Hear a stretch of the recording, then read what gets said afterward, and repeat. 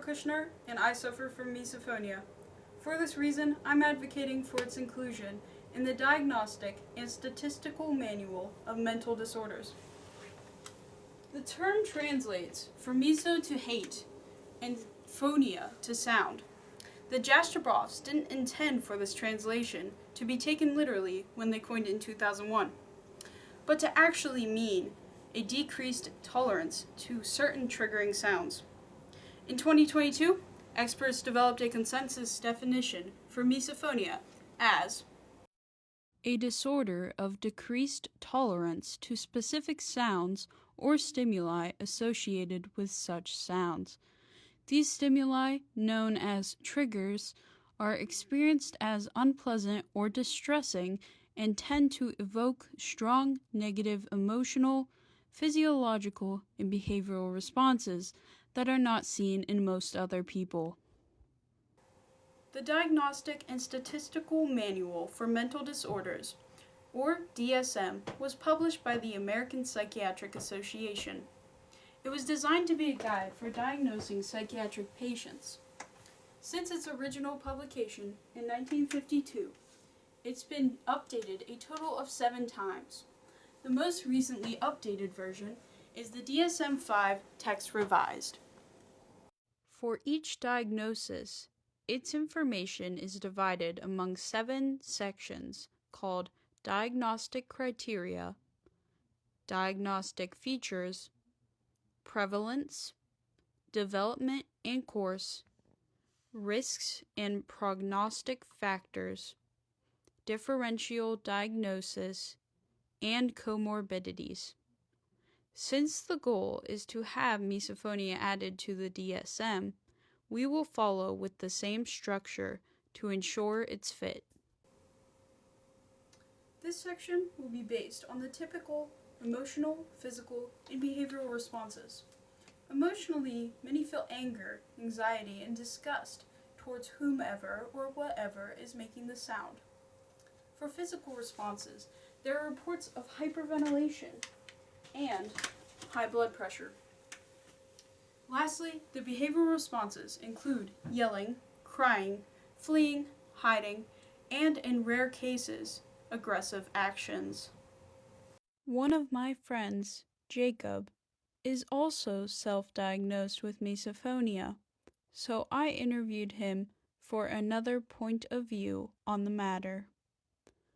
I asked him, "How do you feel when hearing triggering sounds?"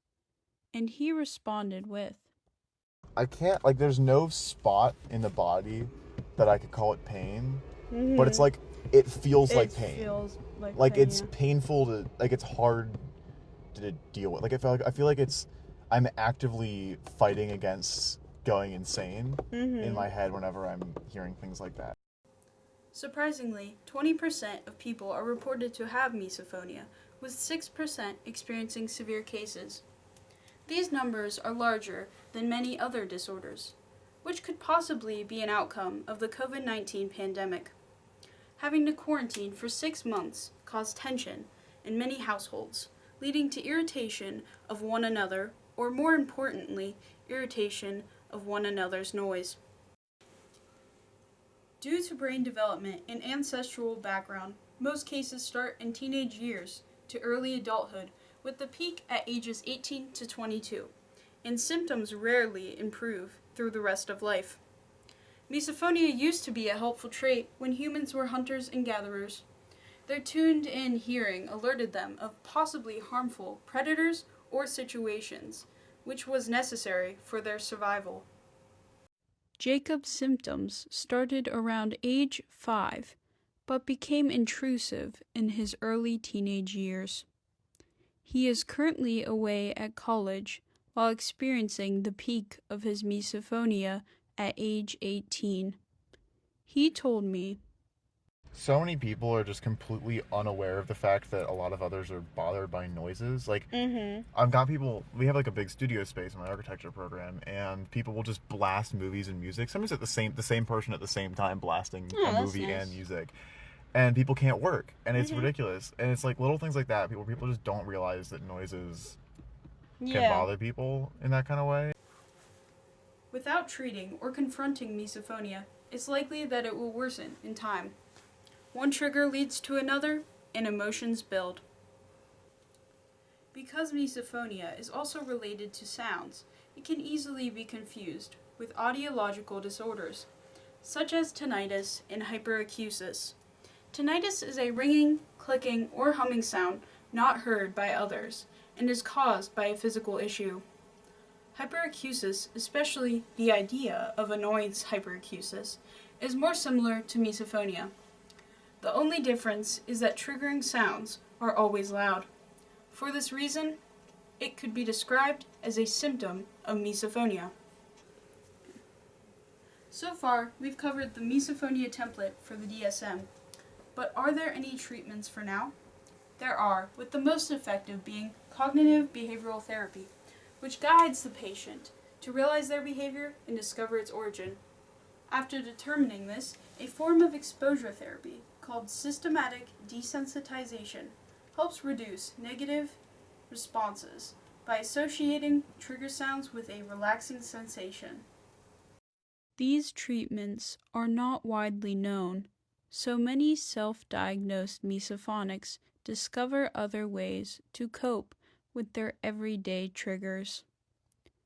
I asked Jacob what he personally does to cope besides blocking out the noise, and he described his own technique as Especially dancing, like doing something rhythmically to the sound helps me a lot. Sometimes I'll make a sound myself with to the same beat as whatever is happening, because a lot of times things will be repetitive, and it actually helps.